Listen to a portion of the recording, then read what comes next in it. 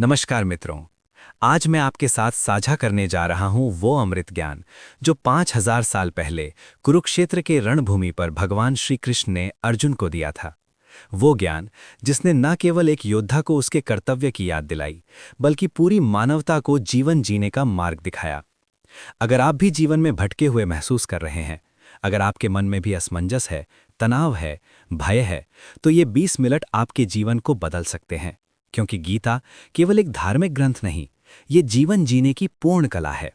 कल्पना कीजिए उस भयानक दृश्य की। कुरुक्षेत्र का विशाल मैदान, एक तरफ कौरव, दूसरी तरफ पांडव। दोनों सेनाएं युद्ध के लिए तैयार। शंख बज रहे हैं, घोड़े हिनहिना रहे हैं, हाथी चिंघाड़ रहे हैं, और ठीक इसी बीच सबसे महान धनुर्धर अर्जुन अपने रथ पर खड़े हैं। उनके सारथी स्वयं भगवान श्री कृष्ण। महाभारत का युद्ध शुरू होने वाला है। ये केवल एक साधारण युद्ध नहीं था, ये धर्म और अधर्म का युद्ध था। कौरवों ने पांडवों के साथ छल किया था, उनसे उनका राज्य छीन लिया था, उनका अपमान किया था, यहां तक कि द्रौपदी का भरी सभा में चीरहरण करने का प्रयास किया था। सभी शांति के प्रयास विफल हो चुके थे। युद्ध अब अपरिहार्य था। लेकिन जैसे ही अर्जुन ने युद्ध भूमि में अपनी आंखें खोलीं और देखा, तो सामने क्या था? उनके अपने ही लोग। भीष्म पितामह, जिन्होंने उन्हें गोद में खिलाया, द्रोणाचार्य, जिन्होंने उन्हें धनुर्विद्या सिखाई, उनके चचेरे भाई, उनके संबंधी, उनके मित्र। और अर्जुन का हृदय कांप उठा। वो महान योद्धा जिसने असंख्य युद्ध जीते थे, अचानक कमजोर पड़ गया। उनके हाथ से गांडीव धनुष छूट गया। उनके पैर कांपने लगे। वो बोले, हे केशव, मैं इन्हें नहीं मार सकता। राज्य के लिए, सुख के लिए मैं अपनों को कैसे मारूं? इससे तो बेहतर है कि मैं भीख मांगकर जीवन बिता दूं। ये केवल अर्जुन का संकट नहीं था, ये हर इंसान का संकट है। कभी न कभी हम सबके जीवन में वो क्षण आता है जब हम भ्रमित हो जाते हैं, जब हम नहीं समझ पाते कि क्या सही है और क्या गलत, जब हम अपने कर्तव्य और अपनी भावनाओं के बीच फंस जाते हैं। अर्जुन भी उसी स्थिति में थे, और तब भगवान श्री कृष्ण ने जो उपदेश दिया वही श्रीमद् भगवद गीता है। 700 श्लोकों में समाया हुआ वो अनमोल ज्ञान जो आज भी उतना ही प्रासंगिक है जितना 5000 साल पहले था। कृष्ण ने सबसे पहले अर्जुन से कहा, हे पार्थ, तुम शोक कर रहे हो उनके लिए जिनके लिए शोक नहीं करना चाहिए। आत्मा अमर है, न ये जन्म लेती है न मरती है। जैसे मनुष्य पुराने वस्त्र त्याग कर नए वस्त्र धारण करता है, वैसे ही आत्मा पुराने शरीर को छोड़कर नए शरीर में प्रवेश करती है। ये शरीर तो नाशवान है, लेकिन आत्मा शाश्वत है। इसे न शस्त्र काट सकते हैं, न अग्नि जला सकती है, न जल गला सकता है, न वायु सुखा सकती है। ये सुनकर अर्जुन को थोड़ी शांति मिली, लेकिन फिर भी उनके मन में प्रश्न थे। तब कृष्ण ने उन्हें कर्म का महान रहस्य समझाया।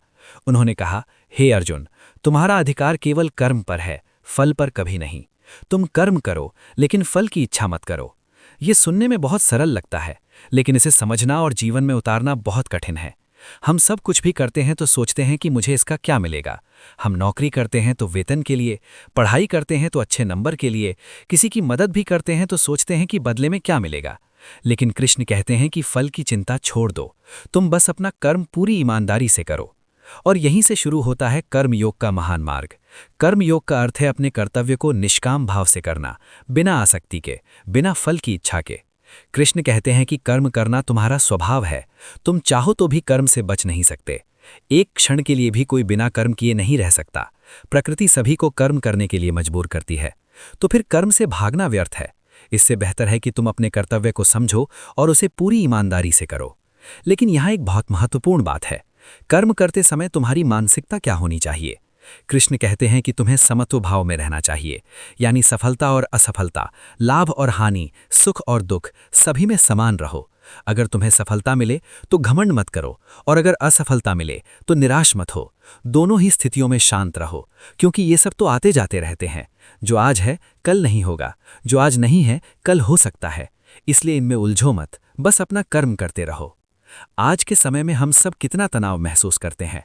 ऑफिस में काम का दबाव, घर में जिम्मेदारियां, बच्चों की पढ़ाई, ईएमआई का बोझ, और सबसे बड़ी समस्या ये कि हम हर काम का तुरंत परिणाम चाहते हैं। हम मेहनत करते हैं और सोचते हैं कि तुरंत सफलता मिलनी चाहिए। जब नहीं मिलती तो हम निराश हो जाते हैं, डिप्रेशन में चले जाते हैं। लेकिन गीता हमें सिखाती है कि धैर्य रखो, तुम बस अपना काम ईमानदारी से करते रहो। फल तो समय आने पर अपने आप मिल जाएगा। तुम्हारा काम बीज बोना है, फसल काटने की चिंता परमात्मा पर छोड़ दो। फिर कृष्ण अर्जुन को एक और महत्वपूर्ण बात समझाते हैं। वे कहते हैं, हे अर्जुन, तुम क्षत्रिय हो, तुम्हारा धर्म युद्ध करना है, अधर्म के खिलाफ लड़ना है। अगर तुम अपने धर्म से भाग जाओगे तो ये पाप होगा।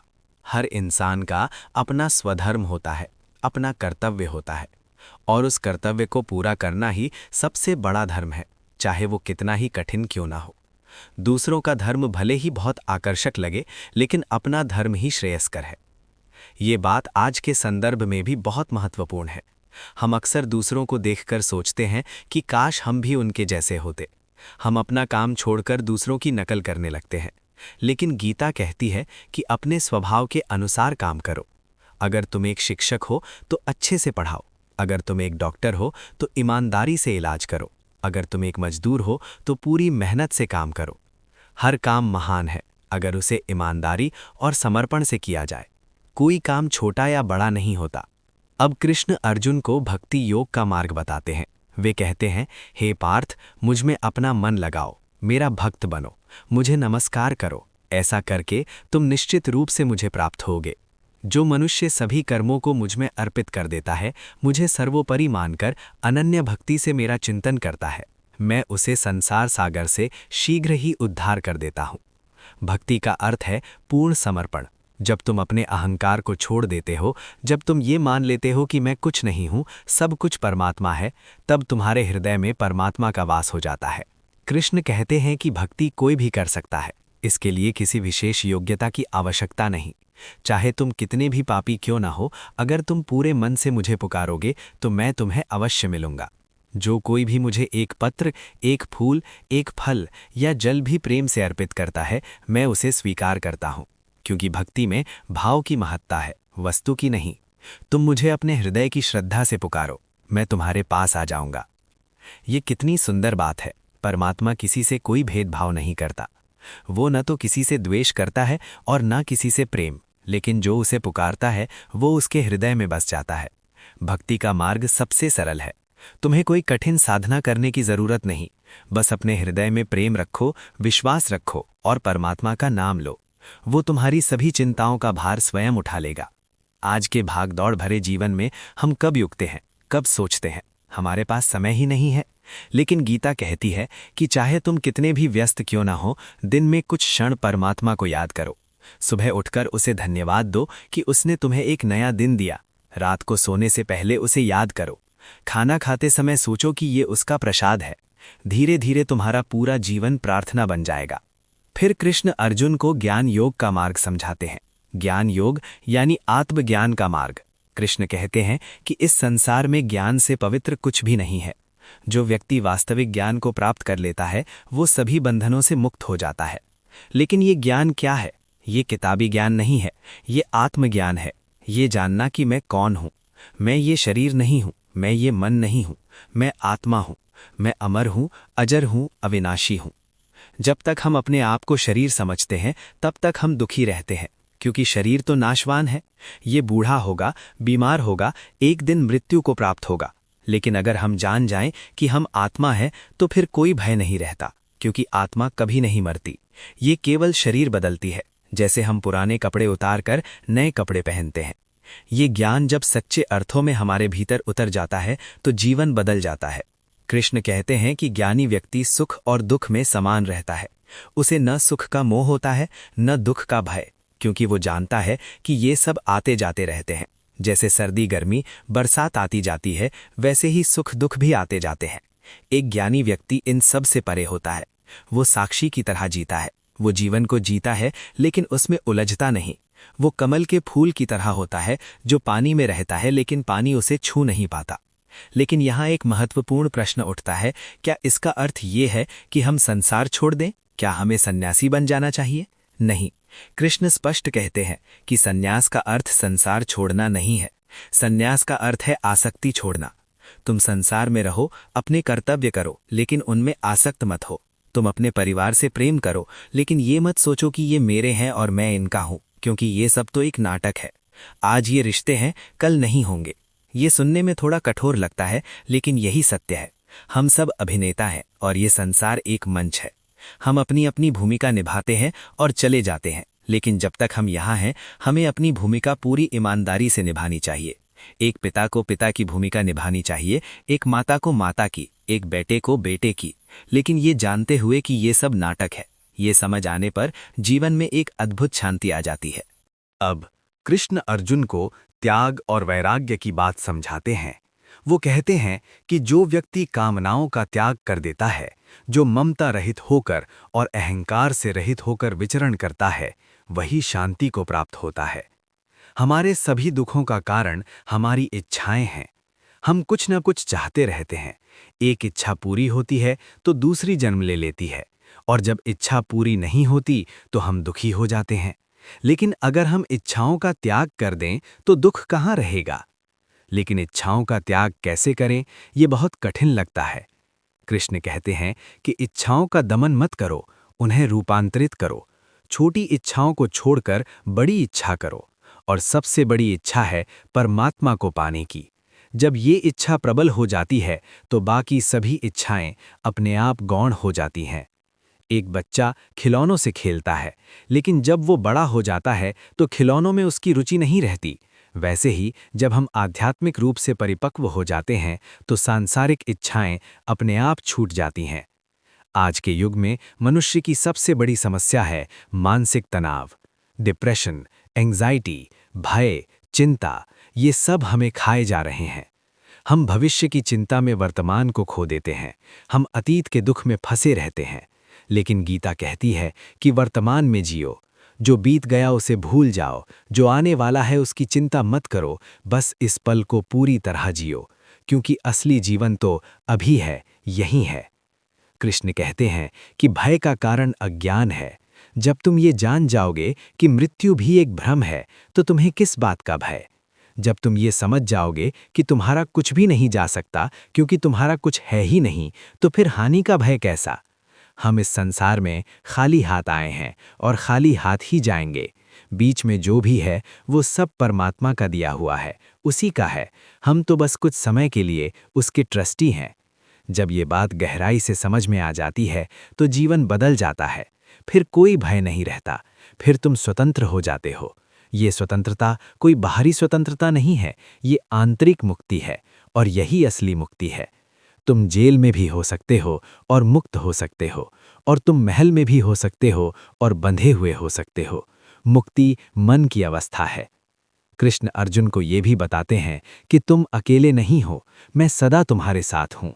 हर प्राणी के हृदय में मैं विराजमान हूँ, मैं सबका साक्षी हूँ। तुम मुझे बाहर मत खोजो, अपने भीतर देखो, मैं वहीं हूँ। ये कितनी गहरी बात है।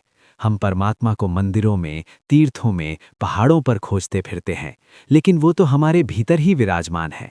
हमें बस अपने भीतर झांकने की ज़रूरत है। ध्यान करो, शांत बैठो, अपनी सांसों को देखो, धीरे धीरे तुम्हें उसका अनुभव होने लगेगा। गीता का एक बहुत महत्वपूर्ण संदेश है कि सभी मार्ग एक ही लक्ष्य की ओर ले जाते हैं।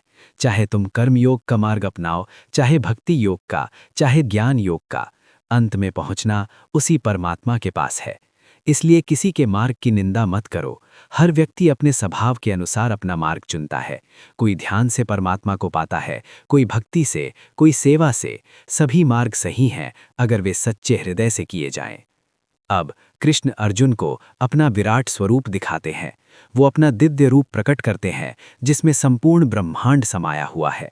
अर्जुन देखते हैं कि कृष्ण में सभी देवता हैं, सभी लोग हैं, सभी प्राणी हैं। वो अनंत हैं, असीम हैं। अर्जुन भयभीत हो जाते हैं। वो प्रार्थना करते हैं कि हे प्रभु, मैं आपके इस रूप को सहन नहीं कर सकता, कृपया करके अपने सामान्य रूप में आ जाइए। और कृष्ण फिर से अपने मनुष्य रूप में आ जाते हैं। ये दृश्य हमें बताता है कि परमात्मा अनंत है। हमारी सीमित बुद्धि उसे पूरी तरह नहीं समझ सकती, लेकिन वो हमारी सीमाओं को समझता है। इसलिए वो हमारे स्तर पर उतर आता है। वो हमारे साथ मित्र बनकर, गुरु बनकर, पिता बनकर बात करता है। यही तो उसकी करुणा है। वो चाहता है कि हम उससे जुड़ें, उसे समझें। इसलिए वो हजारों रूपों में प्रकट होता है। गीता के अंत में कृष्ण अर्जुन से कहते हैं, हे पार्थ, अब मैंने तुम्हें सब कुछ बता दिया है, सभी मार्गों के बारे में, सभी योगों के बारे में, लेकिन अंत में मैं तुम्हें सबसे गोपनीय ज्ञान देता हूँ। सर्वधर्मान परित्यज्य मामेकम शरणम व्रज। सभी धर्मों को त्याग कर केवल मेरी शरण में आ जाओ, मैं तुम्हें सभी पापों से मुक्त कर दूंगा। शोक मत करो। ये गीता का सार है, पूर्ण समर्पण। जब तुम अपने अहंकार को, अपने सभी बंधनों को परमात्मा के चरणों में रख देते हो, जब तुम कहते हो कि हे प्रभु, अब मैं कुछ नहीं हूँ, तुम ही सब कुछ हो, तब वो तुम्हें अपनी गोद में उठा लेता है। फिर तुम्हें किसी बात की चिंता नहीं रहती, फिर तुम निर्भय हो जाते हो, निश्चिंत हो जाते हो। अर्जुन ने कृष्ण के इस उपदेश को सुना और उनका सारा भ्रम दूर हो गया। उन्होंने कहा, हे केशव, आपकी कृपा से मेरा मोह नष्ट हो गया है, मुझे ज्ञान प्राप्त हो गया है, अब मेरा संशय दूर हो गया है, मैं स्थित हूं, अब मैं आपकी आज्ञा का पालन करूंगा। और फिर अर्जुन ने युद्ध किया, लेकिन वो पहले वाला अर्जुन नहीं था, अब वो एक ज्ञानी योद्धा था। वो जानता था कि वो केवल निमित्त मात्र है, असली कर्ता तो परमात्मा है। आज 5000 साल बाद भी गीता उतनी ही प्रासंगिक है, क्योंकि मनुष्य की समस्याएं वही हैं। आज भी हम भ्रमित हैं, तनावग्रस्त हैं, दुखी हैं। आज भी हम अपने कर्तव्य और अपनी इच्छाओं के बीच फंसे हुए हैं। आज भी हम नहीं जानते कि जीवन का उद्देश्य क्या है। और गीता आज भी हमें वही उत्तर देती है जो 5000 साल पहले अर्जुन को दिए थे। अगर आप जीवन में शांति चाहते हैं तो गीता के इन सिद्धांतों को अपने जीवन में उतारिए। अपना कर्म पूरी ईमानदारी से कीजिए, लेकिन फल की चिंता मत कीजिए।